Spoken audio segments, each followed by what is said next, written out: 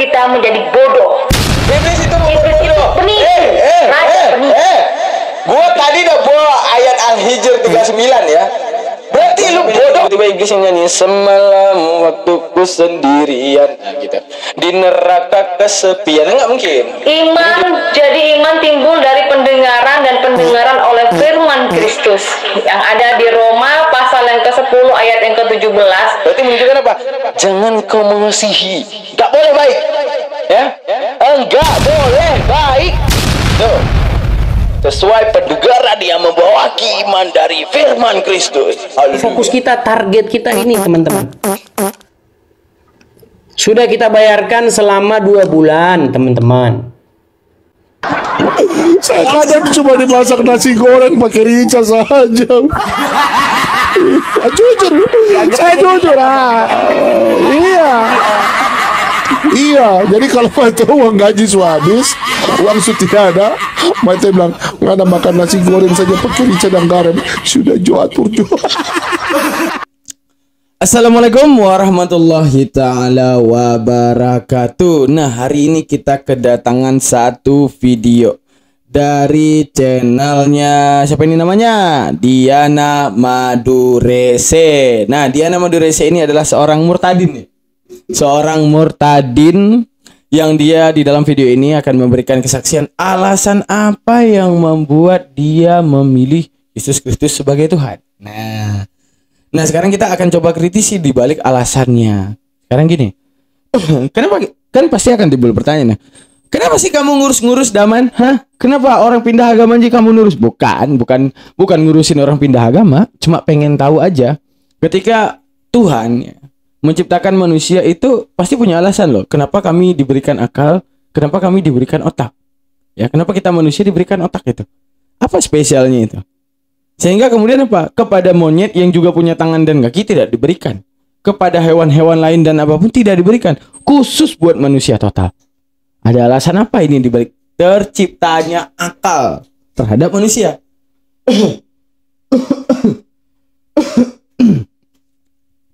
Oke. Nah, daripada hal tersebut, kita hanya ingin melihat bagaimana kualitas pikir daripada seorang manusia yang telah diamanahkan akal oleh Tuhan. Karena secara tidak langsung, Tuhan menciptakan akal ini bukan tidak punya alasan. Untuk mewujudkan apa? Kita bisa ngelihat ya, ada orang kadang mendapati kebenaran itu dari berupa tulisan, wah ini benar. Berupa mimpi, wah ini benar. Atau berupa experience dan pengalaman, wah ini benar. Padahal, kebenaran sejati itu ada di sini. Ya, coba aku berikan contoh kepada kalian. Mobil itu adalah pohon. Seluruh dunia mencatatkan, bahkan kamu memimpikan mobil itu adalah pohon. Udah, misalnya. Tapi saat kamu di dalam realita dan alam nyata kamu dapati mobil itu bukan pohon, tapi alat transportasi. Apakah kamu akan percaya mimpimu dan tulisan yang mengatakan bahwa mobil itu adalah pohon? Ya enggak. Artinya apa? Kebenaran sejati saat kamu berani menentang dunia dan mengatakan mobil itu bukan pohon. Itulah kebenaran sejati. Makanya itulah membuktikan ketika Tuhan menciptakan kita akal, disitulah kita bisa memilah dan memilih mana kebenaran, mana sebuah pembenaran. Yang namanya pembenaran sudah pasti tidak benar tapi dibenar-benarkan dan rentan dibela. Itulah yang namanya pembenaran. Namun, selayaknya kita jadi manusia sedang mencari pembenarankah atau sedang mencari kebenaran. Nah, pola pikir itu adalah pola pikir yang namanya subjektif, berpikir di arah asumsi pribadi. Ada yang berpikir objektif. Nah, hari ini kita akan melihat objektif ini universalnya makhluk. Andaikan dikeluarkan diksi tersebut, andaikan dikeluarkan afirmasi tersebut, adakah makhluk lain yang setuju sama seperti kita? Dan itu setiap manusia yang berakal bisa berpikir sama seperti kita. Itu universal. Nah, jadi kebenaran itu sifatnya universal, bukan subjektif. Kalau subjektif, siapapun bisa membenarkan. Misalnya, ada yang mau bantah saya nggak? Saya mau bilang, ini, bentar. Misalnya, ada yang mau bantah saya nggak? Ini bukan kertas. Bagi saya, ini adalah komodo. Bisa nggak? Ada nggak yang mau bantah? Nggak ada. Orang menurut saya itu benar, ya kan? Kalau subjektif itu boleh ngomong apapun. Boleh berpendapat apapun untuk diri pribadi. Ini bukan mouse. Ini adalah kepala buaya. Boleh nggak? Boleh. Menurut saya itulah subjektif. Namun secara objektif, apakah orang juga akan meyakini ini buaya? Ya enggak. Nah, itu dia. Jadi butuhnya kita mengkritisi untuk tahu ketika Tuhan memberikan makhluknya itu akal, akankah? Ya. Akankah manusia itu benar-benar bisa menggunakan akalnya? Seperti yang dikatakan ya. Karena ada satu perjanjian di antara Tuhan dan iblis. Nah, di mana perjanjian di antara Tuhan dan iblis itu gini. Nah, kita bisa buka di Al-Hijr ayat 39. Apa yang dikatakan? Bismillahirrahmanirrahim. Berkatalah jin kepada Allah. Qala rabbi bima aghwaytani liuzayyinanna lakum fil ardh. Qala rabbi, wahai Tuhanku, dengan apapun yang telah engkau takdirkan, di mana aku telah memutuskan, aku siap mengatakan bahwa diri aku sesat. Aku mendeklarasi diri aku sesat. Karena engkau menyuruhku mensujud di depan Adam. Aku tidak mau. Maka saat kau mengklaim bahwa aku sudah sesat, siap, aku terima kesesatan tersebut. Namun apa yang dikatakan? Pasti aku akan menjadikan mereka siapa? Manusia. Memandang baik perbuatan maksiat ataupun segala sesuatu yang sifat mengkhianati Allah, yaitu dengan termasuk tidak mengkhianati Allah, memilih Tuhan lain selain Allah. Aku akan membuat mereka memandang indah. Aku akan membuat mereka merasa takjub. Aku akan membuat mereka merasakan hadirnya mujizat-mujizat yang membuat mereka memalingkan diri daripadamu. Karena aku tidak mau sendiri di penjara Tuhan, yaitu di dalam neraka. Jangan sampai nanti tiba-tiba iblis yang nyanyi semalam waktuku sendirian. Nah gitu. Di neraka kesepian. Nggak mungkin. Jadi dia butuh teman. Ya buat bakar-bakar jagung atau ngapain lah ya kan. Nah, dan pasti aku akan menyesatkan mereka semua. Artinya apa? Dia meminta, meminta kepada Tuhan, Tuhan, siap kalau kamu bilang aku sesat, Tuhan.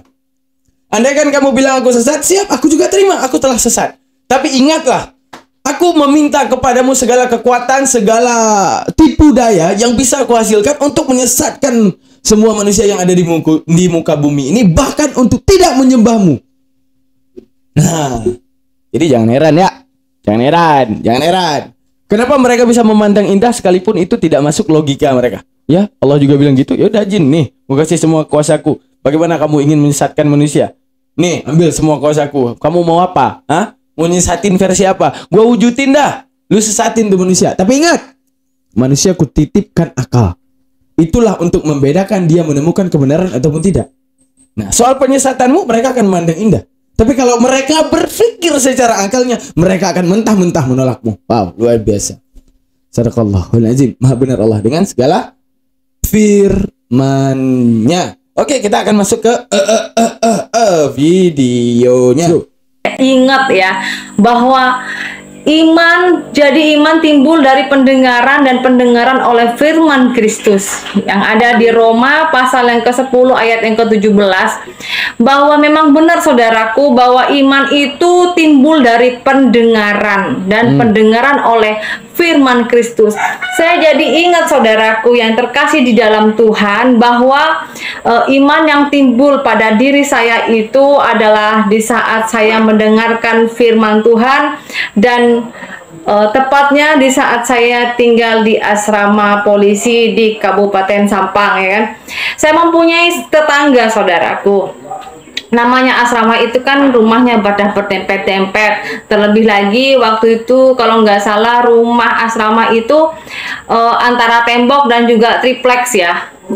Jadi di suatu malam, jadi di saat saya lagi seorang diri gitu kan, dan juga bersama anak-anak, karena suami saya waktu itu ada. Cocok juga sama lagu tadi ya. Semalam kata dia. Semalam waktuku sendirian, angin bertiup kencang, Yesus Kristus pun datang gitu. Sedang tugas gitu kan. Saya mendengar banyak orang ribut gitu, ramai, dan orang itu bukan ramai karena kenapa saudaraku, tetapi di situ di rumah sebelah saya, yang di rumahnya namanya itu Bapak Polisi, Bapak Slamet ya. Kalau tidak salah Bapak Slamet itu dia orang Jogja. Bapak Slametnya tinggi ya, kalau istrinya itu kecil, pendek tapi gemuk gitu ya. Bu Slamet saya manggilnya. Dia tinggal di situ dengan anaknya yang kecil ya. Saudara yang Tuhan, waktu malam itu Tunggu. Sebelum kita masuk ke cerita Pak Slamet, bahwa iman timbul dari pendengaran dan pendengaran oleh firman Kristus yang ada di ya. Lu jangan kabur ya. Oke. Iman itu datang melalui pendengaran ya. daripada firman Kristus. Oke. Sekarang kalau firmannya gini gimana? Ya, sabar. Kita hadirkan firmannya.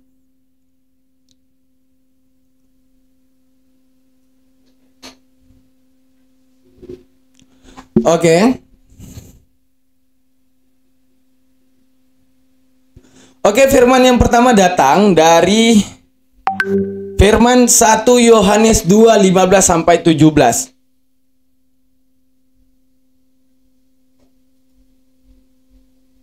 Oke. Apa yang dikatakan? Ya, buka kuping. Tadi katanya pendengaran membawaki kepada iman. Dan pasti kalau sudah beriman pasti melakukan dong. Nggak mungkin dengar-dengar doang, iman-iman doang, harus melakukan. Tadi kan sesuai firman Kristus, di mana firman Kristus itu harus didengar dan juga dilakukan. Pertama, janganlah kamu mengasihi dunia. Berarti dunia ini nggak usah kasihi. Jadi nggak usah terlalu ngepus hidup. Ngapain? Mending masuk ke kerajaan Bapa. Dunia ini ngapain dikasihi? Macet dan semuanya. Udah. Dan apa yang ada di dalamnya? Nah, yang ada di dunia, apa di dalamnya? Nah, orang tua ada di situ, ibu bapak ada di situ, saya ada di situ, diri kamu sendiri ada di situ. Berarti menunjukkan apa? Jangan kau mengasihi. Enggak boleh baik. Ya? Enggak boleh baik. Itu. Sesuai pendengaran yang membawaki iman dari firman Kristus. Haleluya. Oke. Jikalau seseorang mengasihi dunia, maka kasih akan Bapa tidak ada di dalam itu. Sekarang berpikirlah atas nama Putra, Bapa, dan Roh Kudus. Mau kamu kehilangan cinta kasih Bapa dengan tidak menuruti firman ini? Hah? Karena kata Bapa, janganlah kamu mengasihi dunia dan apa yang ada di dalamnya, termasuk aku, kamu, Bapa, dan ibu kamu. Jikalau orang mengasihi dunia, maka kasih akan Bapa tidak ada di dalam orang itu. Kamu harus mendeklarasi bahwa kamu benar-benar mengasihi Bapa, bahwa kamu benar-benar mencintai Bapa. Atas nama Putra, Bapa, dan Roh Kudus. Haleluya. Oke? Oke. Sebuah yang ada di dalam dunia, yaitu keinginan daging dan keinginan mata, serta keangkuhan hidup, bukanlah berasal dari Bapa. Itu yang harus kamu sadar. Itu kata Bapa.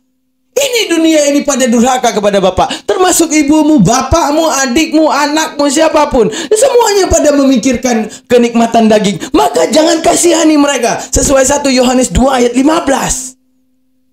Ya, itu dia. Dan dunia ini sedang lenyap dengan keinginannya. Tetapi orang yang melakukan kehendak Allah, tuh yang ngelakuin kehendak Allah, yang ngelakuin kehendak Bapa, tetap hidup selama-lamanya. Haleluya, puji Tuhan. Oke? Iman datang dari pendengaran masuk ke hati. Mungkin kurang pelajari, maka kita kasih. Bang, bacain satu perikop. Ini kurang satu perikop apa? 15-17 saya baca nih. Ingat, jika kamu benar dibaptis di atas Putra, Bapa, dan Roh Kudus, tidak ada menuruti keinginan Bapa dan Roh Bapa ada di dalam seorang diri manusia ini, jika manusia itu masih mengasihi dunia dan apa yang ada di dalamnya. Haleluya, puji Tuhan. Ini saya membacakan, dan kalau bisa Anda juga ikut membacakan, ya. Maka kasih akan Bapa tidak ada di dalam orang itu. Oke, kita lanjutkan videonya, teman-teman. Roma pasal yang ke-10 ayat yang ke-17, bahwa memang benar saudaraku bahwa iman itu timbul dari pendengaran dan pendengaran oleh firman Kristus. Saya jadi ingat saudaraku yang terkasih di dalam Tuhan, bahwa iman yang timbul pada diri saya itu adalah di saat saya mendengarkan firman Tuhan dan tepatnya di saat saya tinggal di asrama. Oke, kita lanjut cerita Pak Slamet tadi ya. Dan orang itu bukan ramai kenapa saudaraku, tetapi di situ di rumah sebelah saya yang di Oke, kita jelasin bahwa beliau tiba-tiba ngelihat pas tinggal di rusun tersebut ataupun di asrama tersebut, ngelihat di rumah sebelah nih kok rame-rame, ada apa gitu kan. Nah, itu ya singkat ceritanya. Rumahnya namanya itu Bapak Polisi, Bapak Slamet ya. Kalau tidak salah Bapak Slamet itu dia orang Jogja. Bapak Slametnya tinggi ya. Kalau istrinya itu kecil, pendek tapi gemuk gitu ya. Bu Slamet akhirnya dia tinggal di situ dengan anaknya yang kecil ya. Saudara yang Tuhan, waktu malam itu waktu itu saya masih Islam ya, agama saya masih Islam gitu. Ya. Dan saya mendengar di situ kan ada orang lagi nyanyi-nyanyi gitu loh. Nyanyi-nyanyi, setahu ya sekarang ya, setelah saya tahu tuh pujian, lagu-lagu pujian gitu. Kirain lagi bikin Saya TikTok. dengerin gitu kan, karena kan triplex itu. Tapi saya rasanya saya enak gitu, tenang gitu kan. Tapi lagunya enak juga loh gitu kan. Saya kira lagunya ini enak juga loh gitu. Oh, murtad jalur. Saya dengar Lagu terus, anjir. lalu saya ada kesempatan pernah saya nanya, ibu ini orang apa? Saya orang Kristen. Ibu kalau sembayangnya itu di mana sih Bu? Endakkah kalau Kristen itu sembayangnya seminggu sekali? Di mana? Dia bilang. Saya kalau pergi itu Bu, pergi ke Pamekasan. Dia bilang. Yang luar biasanya lagi ya saudaraku itu kasih dalam Tuhan. Kayaknya ibu ini nampak nggak sering dengerin sholawat. Nggak sering dengerin sholawat dia. Tiba-tiba dengar lagu-lagu rohani kekristenan. Wah, hatinya terbuka. Nggak ada. Ibu Selamat itu orangnya sabar, apalagi bapaknya ya. Bapak polisinya itu sabar, saudara. Dan tetangga saya yang paling sabar. Karena kenapa saudaraku yang Tuhan? Itulah yang membedakan antara anak Tuhan gitu kan. Kalau orang percaya pada Tuhan Yesus, dia pasti menjadi orang yang berbeda gitu. Artinya berbeda itu adalah orangnya pasti sabar, penuh kasih gitu kan. Orangnya pun enggak kepo. Sabar, penuh kasih kata dia. Tadi udah kita buka. Kalau mau punya, ya elah. Ribet-ribetin diri. Udah gua baca lagi dah. Sekali lagi baca aja ya tapi ya. 1 Yohanes 2:15. Di atas nama Putra, Bapa dan Roh Kudus. Ingat, ya keinginan Bapa ini sang sumber utama daripada firman-Nya Yesus. Janganlah kamu mengasihi dunia dan apa yang ada di dalamnya. Jikalau orang mengasihi dunia, maka kasih akan Bapa tidak ada di dalam orang itu. Apa yang kamu jelasin nggak sesuai dengan firman? Tadi katanya keimanan timbul daripada pendengaran. Simak baik-baik. Haleluya. Lanjut. Mana dia? Kepo gitu ya. bahasa gaulnya sekarang tuh nggak kepo-kepo saudara. Jadi surga Tuhan, saya sering gini, Bu, semalam itu ribut-ribut kenapa ya Bu ya? Saya masih ingat saya saudaraku, dia bilang Ibu Selamat itu bilang kami sedang berdoa.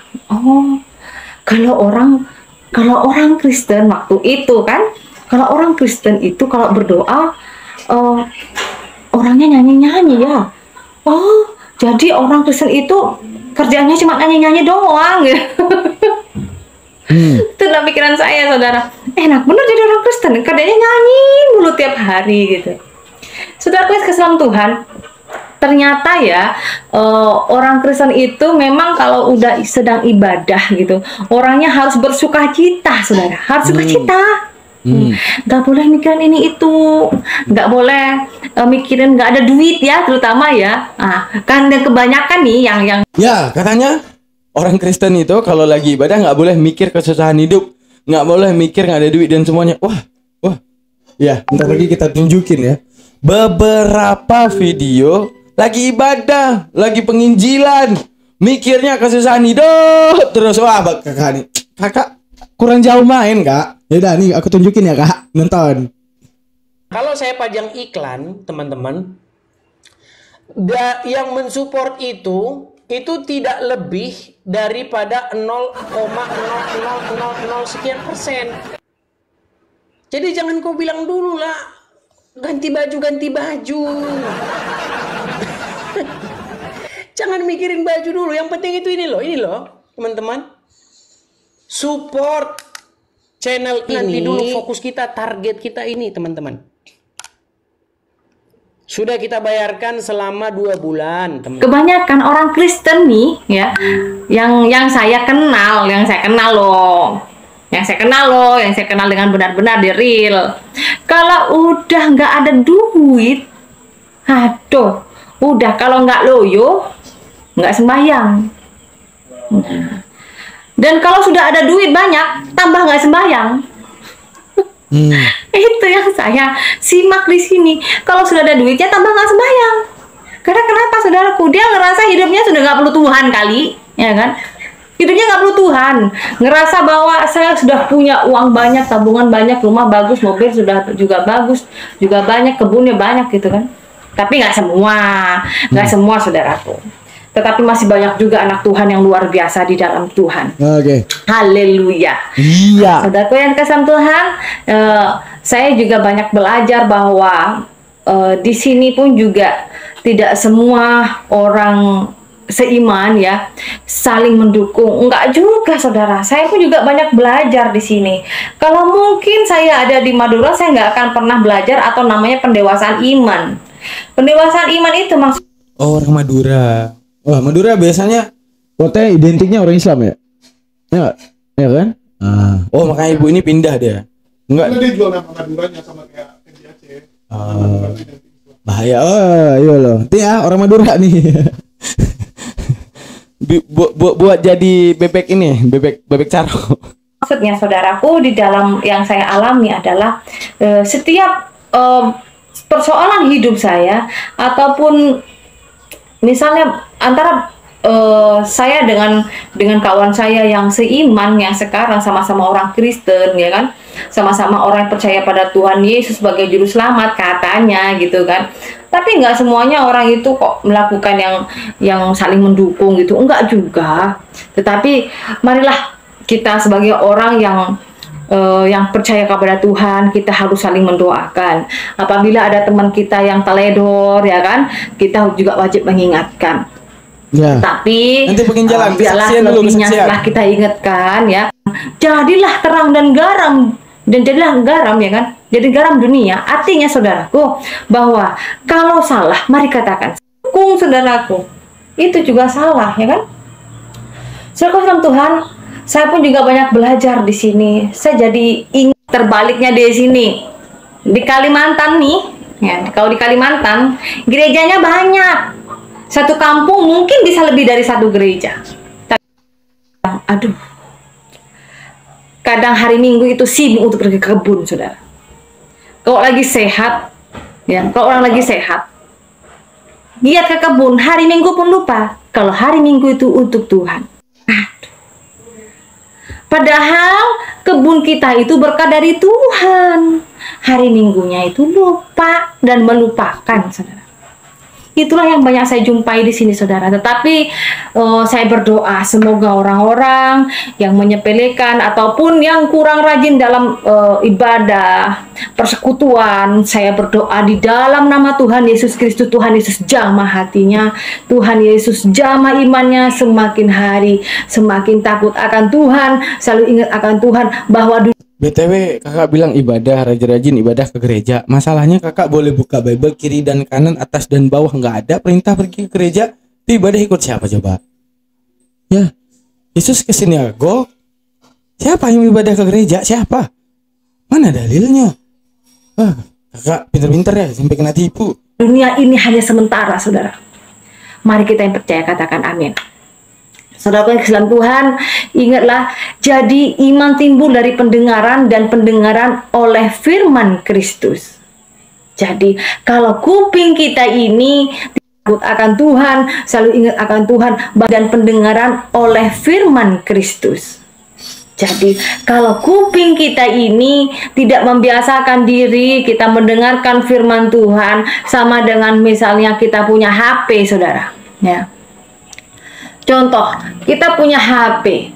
Sebagus apapun HP kita ini, saudaraku, kalau nggak dicas akan lowbat. Mati HP ini, saudara. Nggak ada gunanya. HP Anda harganya berapa? 5 juta, mau 7, 8, 9, 10, mau harga berapa puluhan juta sekalipun, nggak ada gunanya kalau HP itu nggak dicas, saudara. Termasuk dalam diri Anda. Percuma Anda. Iya bener, nggak ada guna. HP nggak dicas, nggak guna, nggak ada baterai. Juga sama. Ketika Tuhan berikan kamu tubuh cangkang buat masukin otak dan semua buah-buah pikir, nggak lu pakai. Nah benar, nggak ada guna. Setuju, gue setuju banget. Ada yang cantik, ya kan? Yang ada yang ganteng, Anda kaya raya, banyak uang, rumah bagus, mobil banyak, ada kolam renang dan lain sebagainya. Percuma kalau Anda tidak punya iman kepada Tuhan Yesus. Amin. Percuma, saudara. Karena kenapa? Kalau Anda sudah dipanggil oleh Tuhan, ya, udah habis kasarnya, bahasa kasarnya orang Madura bilang, lah depak ke kontrak kenah, Ya, dari Pak Omor sudah nyampe ke umurnya.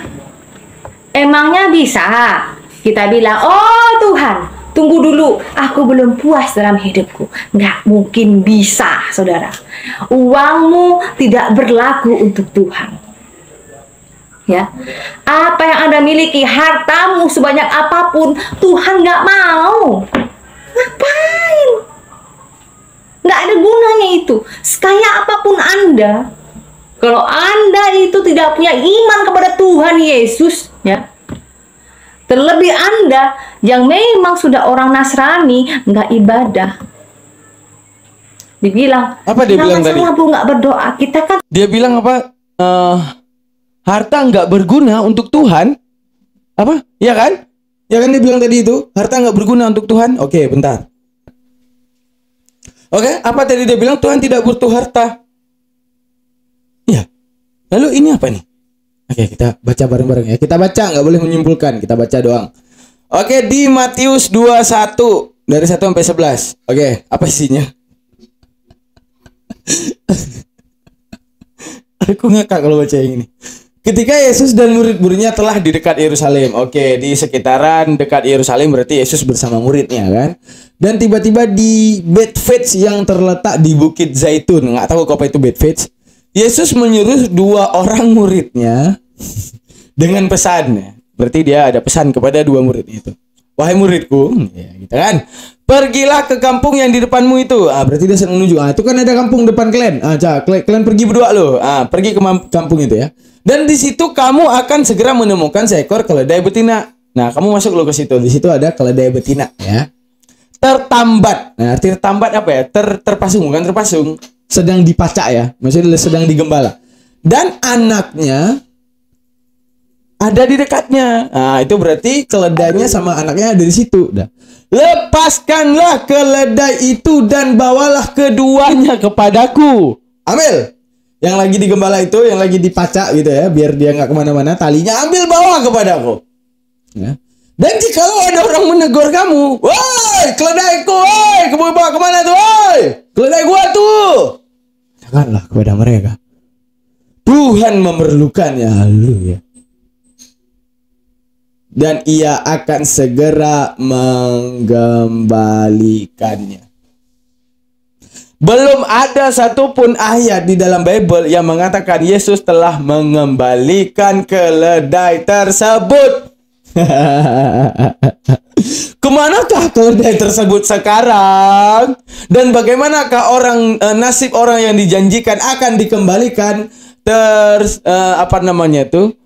Bagaimanakah nasib orang yang kemudian dijanjikan balasan di balik adanya keledainya yang diambil oleh Tuhan Yesus Kristus? Tuhan kan nggak butuh harta. Nah ini, kenapa dia butuh keledai? Itu pun nggak beli dia, disuruh ngambil aja. Katanya ini perintah Tuhan ini. Ada.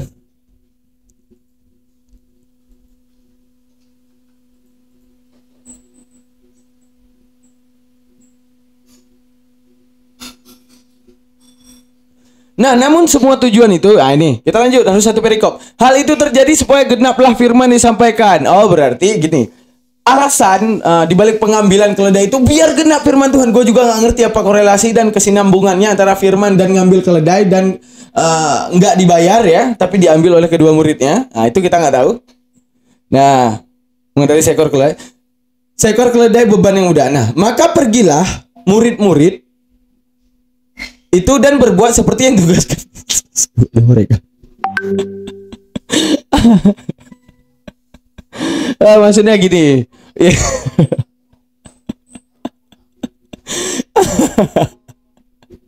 Oh, maksudnya Yesus mau ketemu ya, biar nampak dia seseorang yang gagah naik keledai yang masih muda gitu kan.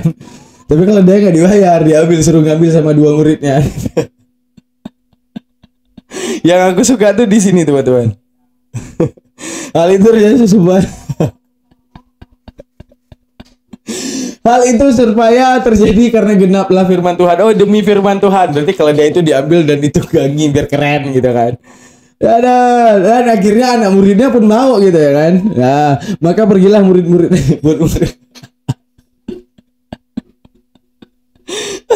murid-muridnya pergi ambil ya. Wah, kasihan Bapak itu.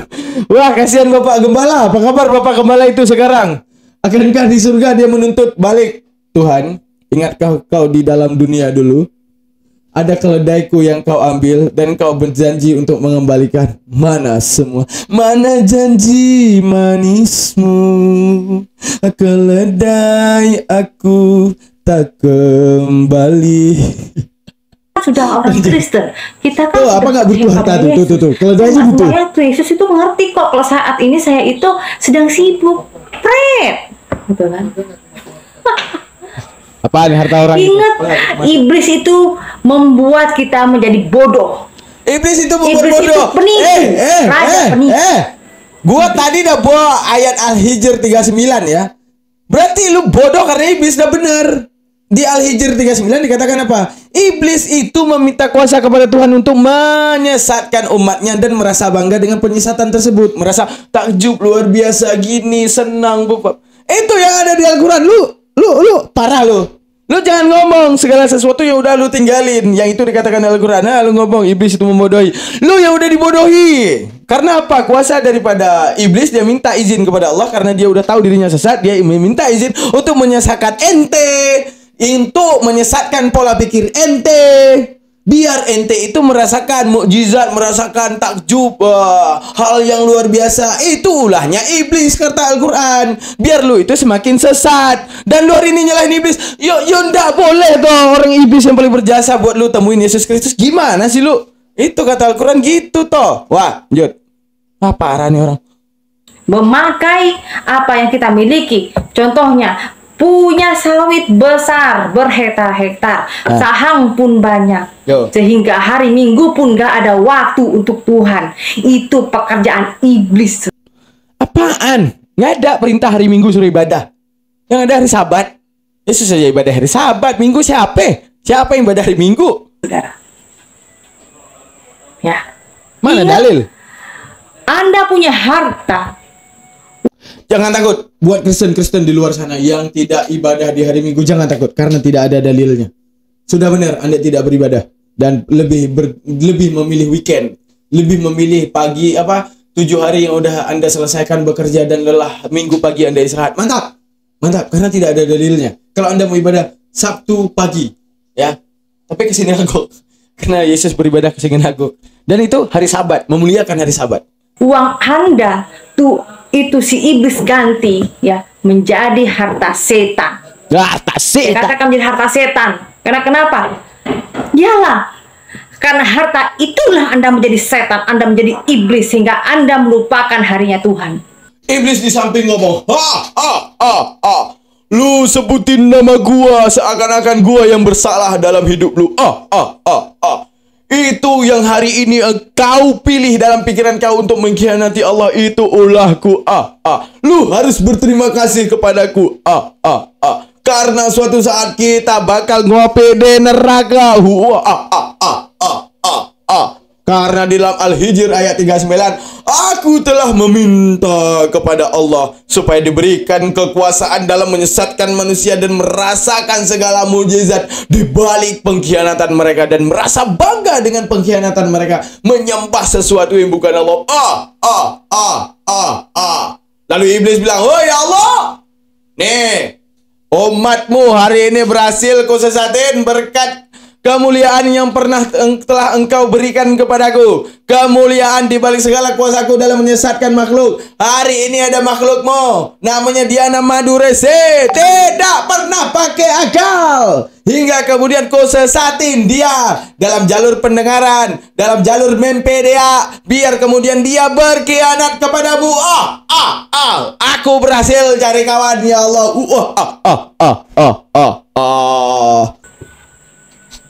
Ingat, Tuhan tidak mau hartamu.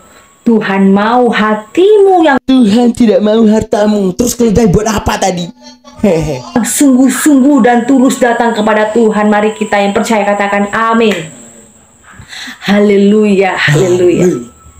Saudaraku sekalian Tuhan, marilah kita semakin hari, mari kita biasakan mendengarkan firman Tuhan.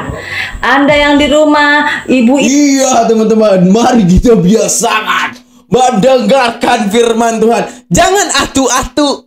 Jangan yang dibaca gereja doang. Dibaca gitu Hosea 4 ayat 14, Amsal 23 27. Ya, Amsal 23 27. Karena perempuan jalang adalah lubang yang dalam, karena perempuan asing adalah lubang yang sempit. Itu juga harus didengarkan.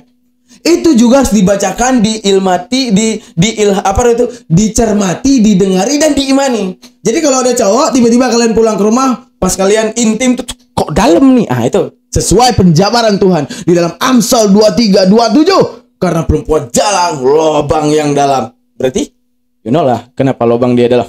Berarti udah tahu ya. Nah, benar apa kata kakak ini? Harus mendengarkan firman Tuhan. Jangan sepotong sepating. Jangan Yohanes 1 ayat 1 doang. Jangan Yohanes 1 ayat 14 doang. Semuanya. Mulai daripada kitab Kejadian ya. Mulai daripada awal lembar Bible sampai akhir Bible itu dibacain dan diimani. Pasti kalian akan mendapati ayat-ayat yang kemudian, wah, ayat apa ini? Wah, ngeri ya. Wah, parah ya. Nah, kali-kali baca tuh penumpasan Bani Amalek. Datanglah ke sana, begini firman Tuhan, kata Tuhan. Datanglah ke sana, tumpaslah mereka ya, potong leher mereka. Anak-anak dan ibu-ibu, ya, ibu-ibu lagi menyusui domba-domba mereka, lembu-lembu semuanya. Semua, kalau ada kecoa, kalau ada komodo hajar, kalau ada biawak matiin semua, nggak boleh ada. Terus kalau ada kuman bersihin semua. Pokoknya jangan ada lagi makhluk hidup di sana. Ah, itu harus didengar tuh. Artinya pembantaian habis-habisan sampai ke keraknya dibantai. Ah, itu harus didengarkan. Benar kata kakak ini, mantap. Nih Murtadin yang luar biasa nih. Membuat kita ingin membaca Bible. Bacalah Bible teman-teman semua yang Kristen. Ya, baca Bible dari awal sampai akhir. Jangan yang disuguhkan gereja doang. Baca semuanya. Ya, maka dengan kalian membaca semuanya kalian akan tahu. Kok gini gitu. Ibu yang memasak ya sambil dengarkan lagu rohani ya kan. Bagi Tuhan tak ada yang mustahil sambil goreng-goreng gitu. Jangan tiktokan terus saudara. Jangan Nanti kebiasaan tiktok. Jangan pargo terus, baca firman Tuhan. Amin. Itu. Ya sudah firman Tuhan. Itulah namanya manusia. Ya. Kita harus saling mengingatkan. Amin. Itulah manusia. Juga butuh cas. Kita juga butuh cas keimanan kita. Melalui apa? Biasakan diri kita mendengarkan. Ya, keimanan kita harus dicas. Keimanan itu ada di hati ya. Nah, tapi otak kita perlu dicas nggak, Kak? Nah, otak kita tuh dicas nggak? Karena otak kakak tuh kayaknya udah bukan lagi lowbat, udah soak baterainya. Itu kayaknya kakak harus ganti otak deh. Serius. Tuhan, jangan kayaknya tiktokan AC terus. dan LCD-nya tuh lagi kena tuh, Kak. Itu udah parah tuh. Saudara Tuhan, ingat bahwa kita ini tentang pengharapan itu lebih ya. Udahlah teman-teman, udah banyak banget aku komentar. Udah cukup ya teman-teman, udah kita lihat. Nah, inilah kesaksian daripada Murtadin dalam memahami firman Tuhan yang kita nggak tahu dia ngomong apa. Kitabnya ngomong ini, dia ngomong itu. Ya kita nggak tahu ya. Pokoknya kayak gitu aja lah ya. Nah, kita nggak tahu ini orang mau bawa kemana. Dari tadi aku dengerin dia. Karena gini, aku baca Bible. Ketika aku baca, andai kan Kristen kayak aku aja. Baca, nyarinya kebenaran, serius. Ini ya. Ini depan semua orang. Ini kesaksian saya. Andai kan memang kebenaran itu ada di Bible, maka jangan ragu. Jangan ragu untuk mengimaninya. Masalahnya kalau kamu baca, kamu dapatin sendiri deh. Aku nggak akan mengatakan apapun. Tapi saran saya baca dari awal sampai akhir tuh. Nah, karena gini, kebenaran sejati itu ada di rasional. Kalau seandainya Bible itu berbicara ke arah rasional dan itu benar, lalu untuk apa kita meragukan kebenaran Bible kan gitu? Jadi gini, kalau kalian yang Kristen baca Al-Quran, niatlah untuk mencari kebenaran. Kalau saya baca Bible, niatlah juga untuk mencari kebenaran. Jangan kalau kalian ingin mencari kesalahan, banyak. Lu nyari kesalahan, maka stigma akal lu aja di awal melihat Al-Quran, ya ini salah semua gitu. Sama juga seperti stigma saya. Kalau stigma saya membangun dari awal, ini aku harus mencari kesalahan Bible. Ya kesalahannya doang yang saya dapat. Carilah kebenaran teman-teman ya, termasuk kalian yang Kristen. Bacalah kitab kalian. Saya nggak akan mendogma apapun. Kalian baca dulu. Karena gini, keimanan sejati itu antara Tuhan dan makhluknya. Jadi segala sesuatu itu yang harus kamu lebih dengarkan Tuhan daripada penjabaran makhluknya tentang Tuhan. Makhluk bisa salah, tapi Tuhan tidak pernah salah dalam firman-Nya. Jadi lihat dulu, itu Yesus ngomong apa kepada kamu. Bukan orang lain ngomong apa di balik penjabaran Yesus kepada kamu. Bukan. Kamu hidup sendiri, mereka juga hidup sendiri. Person kamu dengan Tuhan itu menyambung. Maka kamu lihat lagi, Bible sedang ngomong apa kepadamu. Ya. Jangan lupa untuk kemudian diteliti lagi. Terima kasih banyak. Saya Girik. Assalamualaikum warahmatullahi wabarakatuh.